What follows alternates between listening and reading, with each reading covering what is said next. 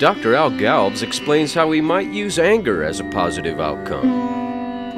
I'm making an assumption, that these emotions have to be useful. Now, one of the reasons no problem. One of the reasons I know this is that I believe in evolution. Now, I don't know how many of us here believe in evolution. Some people believe in evolution, some people don't. But if you believe in evolution, this organism, us, these organisms that are in this room, the 6 of us, the 7 of us, we've been evolving over 30 million years. There have been organisms like us on the planet for 30 million years. And if these emotions were not useful, they would have been wiped out long ago by natural selection. So they have to have survival value. They have to help us live. So it's just a matter, come on in, it's a matter of figuring out how to use them. Say, now if you don't believe in evolution, let's suppose you believe in creationism, what's called creationism. And I guess you could say, well, why would God create an organism and give it an ability to feel things or an ability to experience emotions that wouldn't be useful? That wouldn't be nice. Now, some people, I suppose, believe that there are parts of us that were created by God and there are parts that are created by the devil, and that there's this battle going on. And I don't really have an answer for that one.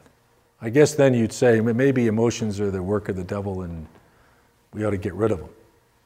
But let's assume that somehow these feelings that we call negative because they're dangerous and they're uncomfortable and they're shameful, some of them are shameful in our society, let's assume that they're useful. So then we got to ask the question, well, how would they be useful?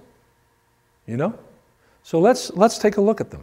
Let's take a look at the first one on the list, or anger. Now, how is anger useful? What's the use of anger? It's a release. It can be a release, okay? Yeah, anger. If you use the energy in it to do something, it can be a release. Any other ideas on how anger would be useful? I think it can help you get what you want. If you are very assertive with somebody with your anger. It can help you get what you want, right? Because what anger does is tell you what you don't like.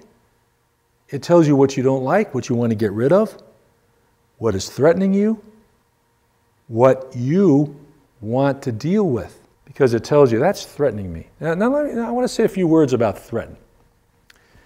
I believe that the human beings are born with some really powerful drives. We're born with them. I mean, it's hardwired. We come out of the womb with these drives. What are the drives? Some of the drives. Well, we have the drive to survive, so to eat, to sleep where we want to sleep, to be safe, to be secure. We have those powerful drives. Now, we also have a drive, I think, a couple of them that are interesting and really important. One is to love. We have a powerful drive to love the way we want to love. Love our friends, our spouses, our lovers, our kids, our parents, our friends, right?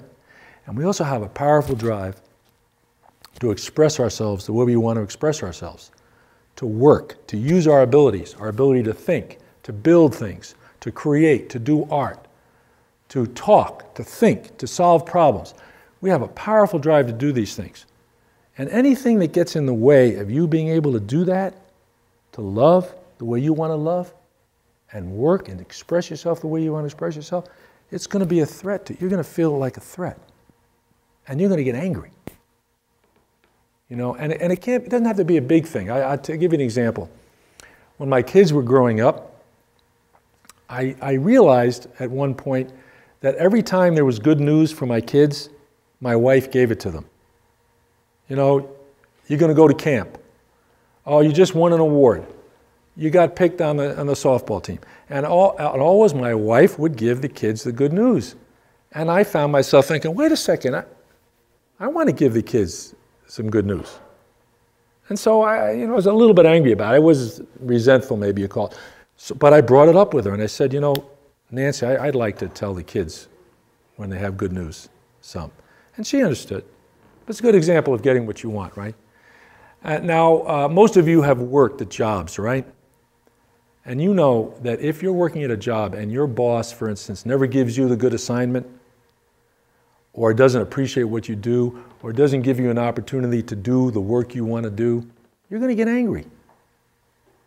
And you're going to be upset. We use different words for this. We use frustration, upset, irritated, angry, but it's the same thing. It's, I don't like what's going on. I want to stop it. I want to get rid of it.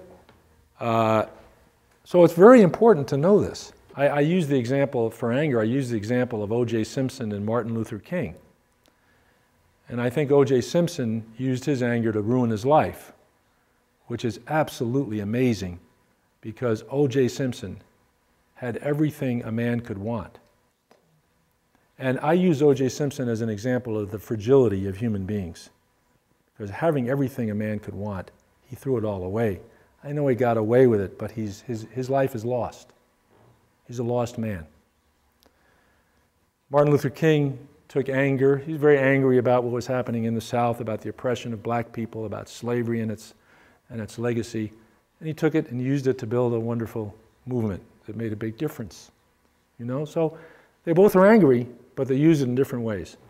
So all of these have a message that can be very useful to us, and most of them give us energy to do something. So that's the trick.